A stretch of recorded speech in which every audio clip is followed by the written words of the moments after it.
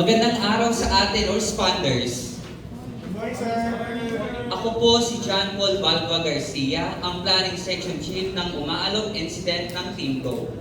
Sa ating operational period briefing, ngayon ay ilalatag natin ang action plan, incident action plan, para sa bagong operational period kasama ang mga objectives. So meron po tayong 6 na objectives po.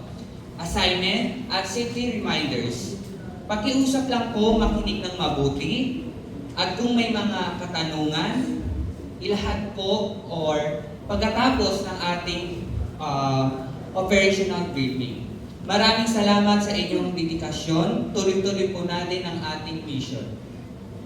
Pinapaalalahanan rin po ang lahat na patayin po muna ang ating mga cellphones at ibang communication device upang hindi makaabala sa ating OPS briefing. Simulan na po natin.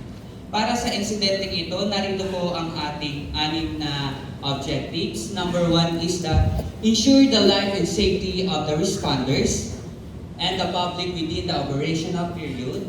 Number 2 is conduct search, rescue, and retrieval operation for crime victims in the southern part of the cities within the operational period.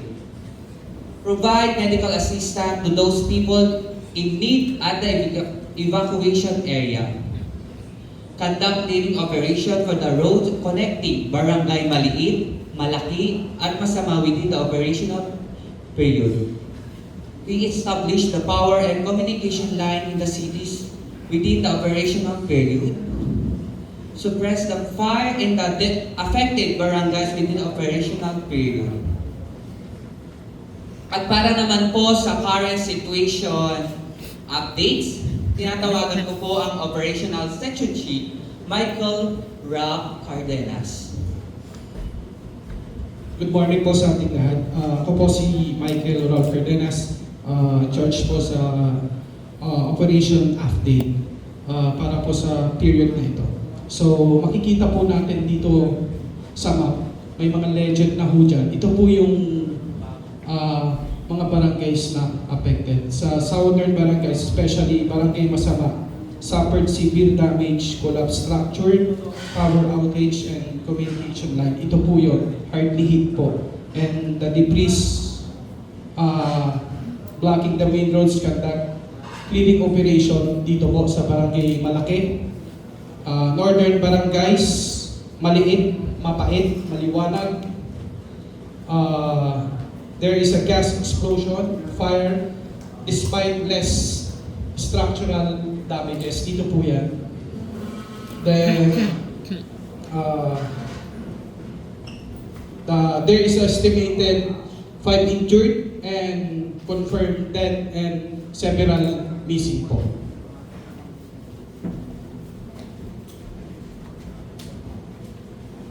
Para naman po sa weather forecast update ng Santa Ana, Santa Tanyaga. Ayon sa latest forecast, makakaranas po tayo ng maulan na panahon na may pag-ulan sa hapon. Sa operational period na ito, posibleng makaapekto sa ilang field operation, kaya pinapahalahanan ang lahat ng teams na maging handa at i-consider ito sa kanilang planning at deployment. Please stay update and real-time weather na ipaalala ng planning o safety section. Maraming salamat at ingat po tayo sa mga assignment. At para naman po sa ating safety briefing, tinatawagan ko po si Safety Officer Ma'am Shaira Lea D. Nieves.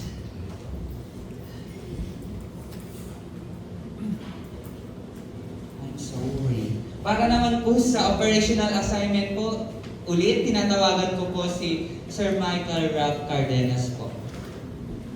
Good morning po ulit. Pag natawag po yung pangalan nyo, taas na lang po at erase po yung kanang kamay. Para po sa Division A, Strike Fire 1, Noel Escanio. Strike Fire 2, Daniel N. Taylor. Strike Fire 3, Austin B. Marshall. Strike Clearing, Khalif Freeman. Task Force Resto Isaac Richard. Task Force Blake A. Spencer.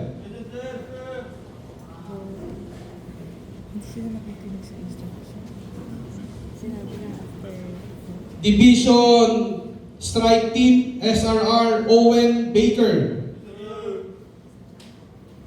Medic Task Force Medic Riley Bryan. Task Force Clearing Lady Colema. Task Force Clearing Stella Daniel. Task Force IPAC Alex D. Oli. Task Force Resto Marky L. Polo.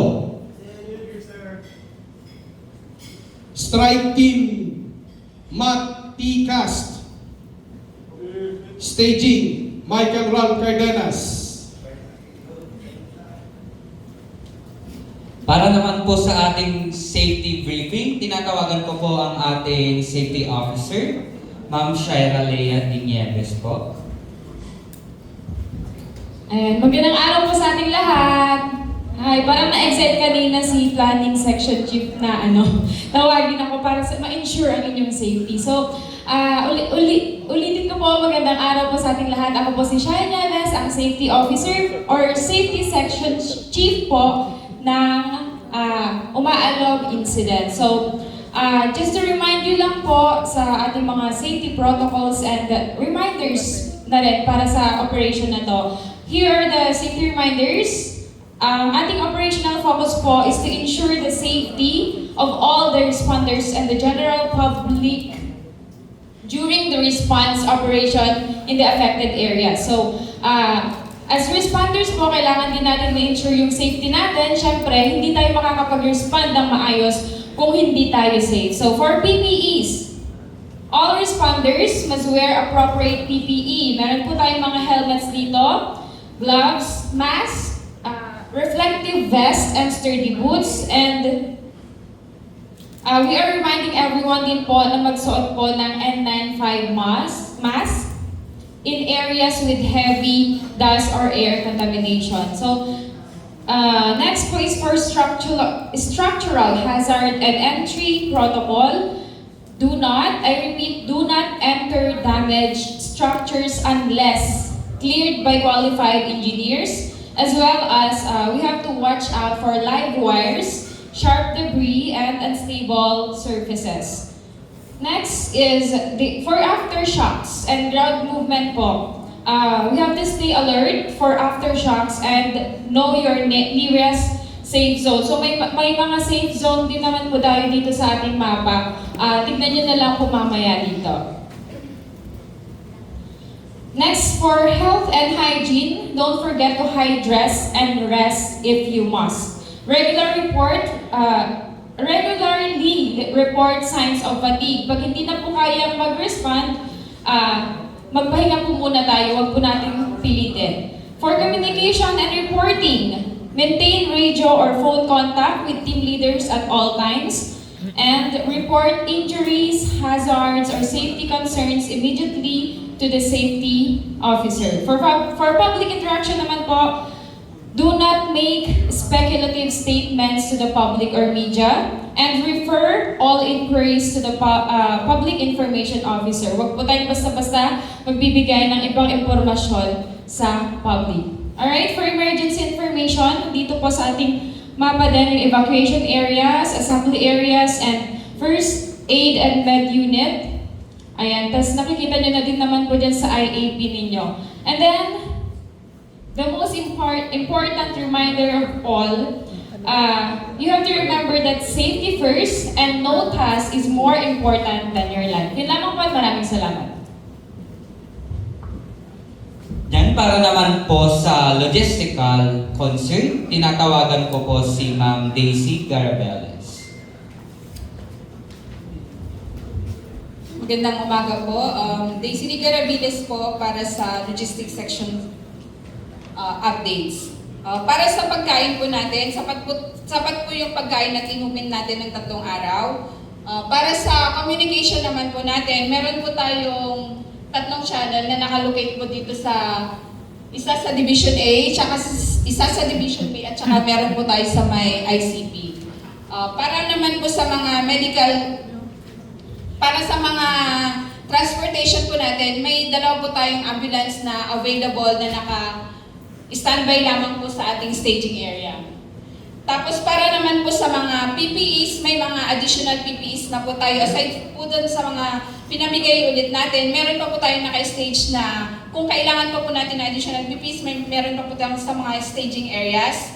Tapos kung regarding naman po sa mga pangangailangan nyo po, magsabi lang po kayo at pumunta kayo sa ating opisina para po dun sa mga pangailangan. Sa mga hindi na po natin kailangan at mga may sira, kailangan nating i-report. Paalala lang po, ang mga resources ay kailangan nating gamitin ng maayos. Ito lamang po at salamat.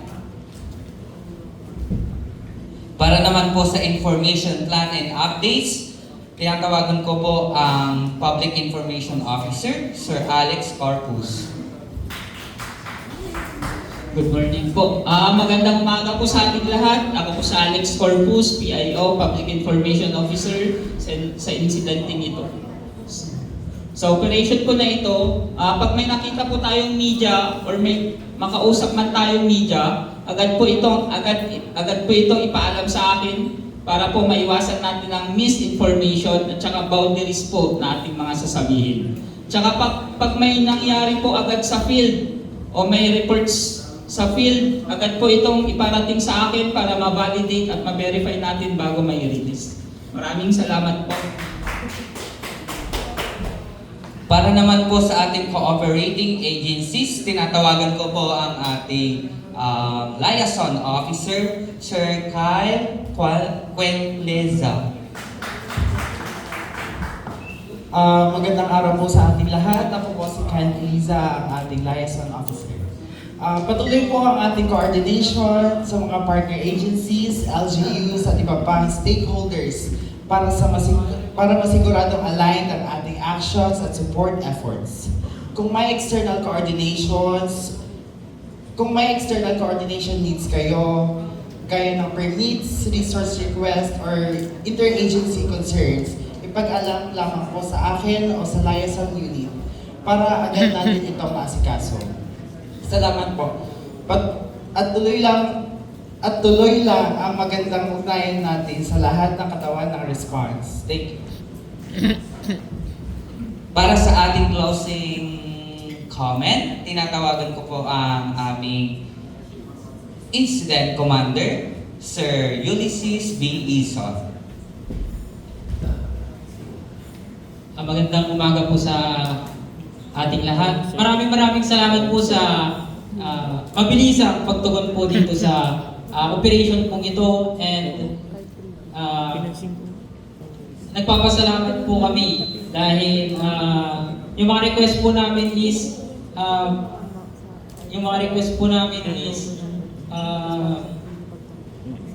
in-approve po ninyo para pumunta po dito. And nakita po natin na yung lindol pong ito is napakalaki ng pinsala. So, pinapaalala ko po ulit, ang pinaka-top pong priority natin is yung atin pong kaligtasan at ang kaligtasan po ng public. So, uuwi po tayong maayos and uuwi po tayong ligtas sa ating mga pamilya. And lagi po natin tatandaan na ang isang problema or isang sakuna, ang tiwala, katapatan, at pagtutulungan po ang